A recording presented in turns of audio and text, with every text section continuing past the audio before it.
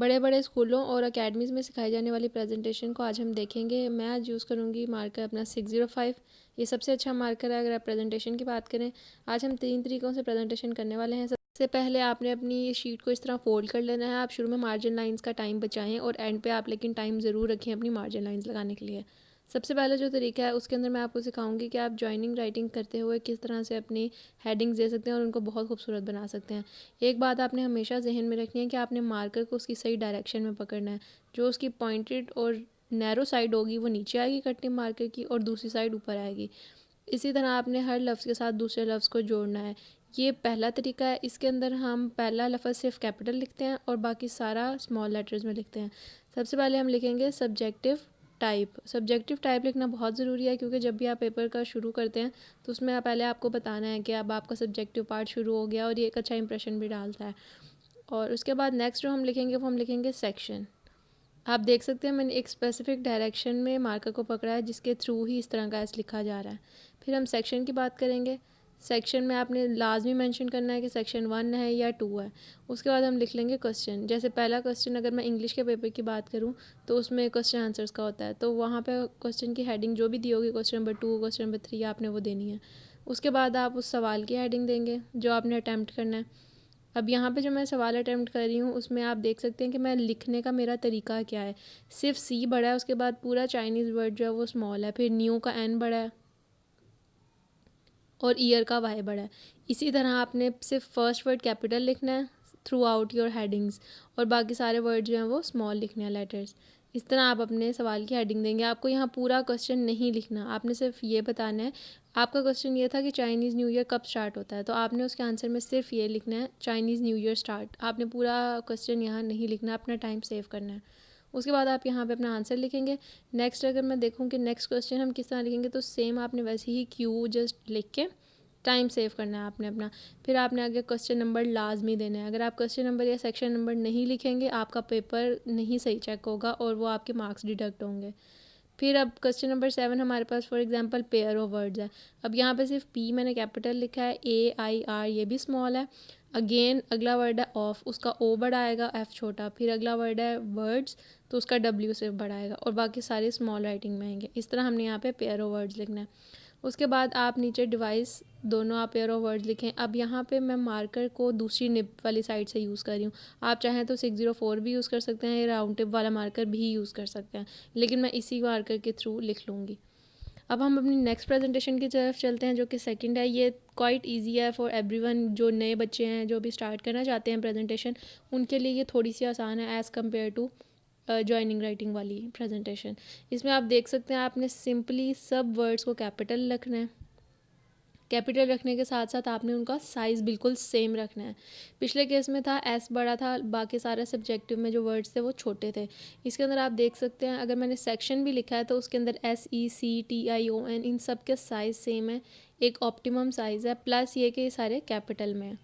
ये बात आपने हमेशा जहन में रखनी है कि अगर आप कोई मेन हेडिंग्स कैपिटल में दे रहे हैं, subjective type, section 1, question number 2, 3 what ever, अगर आप वो कैपिटल में दे रहे हैं तो आपने आगे सारा अपना कंटिन्यू कैपिटल में ही करना है, क्योंकि उससे ही एक ओवरऑल इंप्रेशन पेज का अच्छा जाएगा।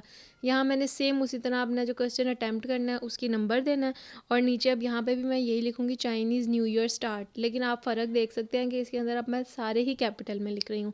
इसका रिज़ल्ट ये होगा कि जब आप पूरा पेज कर लेते हैं ना तो वो एक बहुत अच्छा इंप्रेशन जाता है कि बिल्कुल एक ही फॉर्मेट में, एक ही आपका ना एक ही स्टाइल में आपका पूरा पेपर अटैम्प्ट हुआ है। तो आपने ये चीज़ जहन में लाजमी रखनी है। कुछ लोग जो क्वेश्चन के आंसर वाली हेडिंग है ना वो स्मॉल राइटिंग में लिख लेते हैं, वो भी ठीक लगती है, लेकिन अगर आप कैपिटल में लिखेंगे तो वो ज़्यादा अच्छा इम्पैक्ट जाता है। बाकी मेन तो आपने लिखनी कैपिटल में ही है, लेकिन ये जो चाइनीज़ न्यू ईयर वाली लाइन है ये अगर आप चाहें तो आप फर्स्ट वर्ड बस कैपिटल बाकी स्मॉल लिख सकते हैं। अब इसी तरह मैं क्वेश्चन नंबर 7 की सेम हेडिंग दे के पेयर ऑफ वर्ड्स भी बिल्कुल इक्वल साइज़ के आपने रखने हैं। उसके बाद यहाँ पे अब डिफरेंस है, कुछ लोग डिवाइस को इसको भी कैपिटल ही लिखते हैं। अगर तो आपकी राइटिंग बहुत अच्छी है और आप इसे खूबसूरत बना के लिख सकते हैं तो ऐसे लिख लें, वरना नीचे अब देखिए मैं फर्स्ट वर्ड कैपिटल लेकिन बाकी SCEPT ये मैंने स्मॉल लिखा है।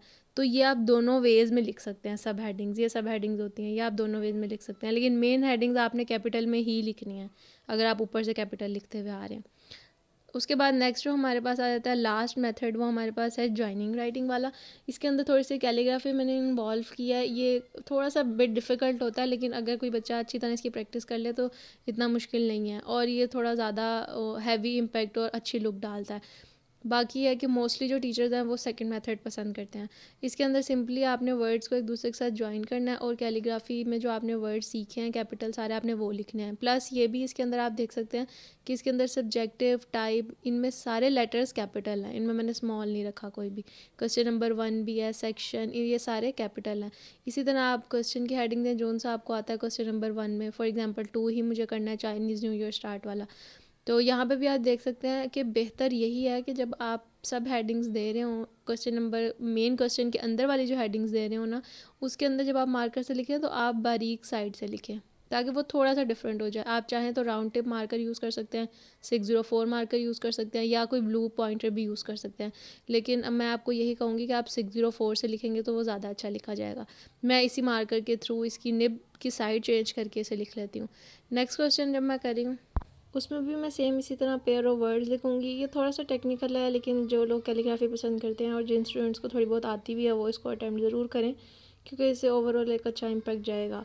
और ये आप हमेशा याद रखें कि अगर आप कैपिटल में हेडिंग दे रहे हैं तो फिर आपको ओवरऑल सारी हेडिंग्स ही कैपिटल में देनी है, कैपिटल लेटर्स में। आप इस तरह नहीं कर सकते हो कि आप कोई हेडिंग कैपिटल में दे रहे हो सारे letters, and then next heading में आप स्मॉल और कैपिटल दोनों यूज़ कर रहे हो।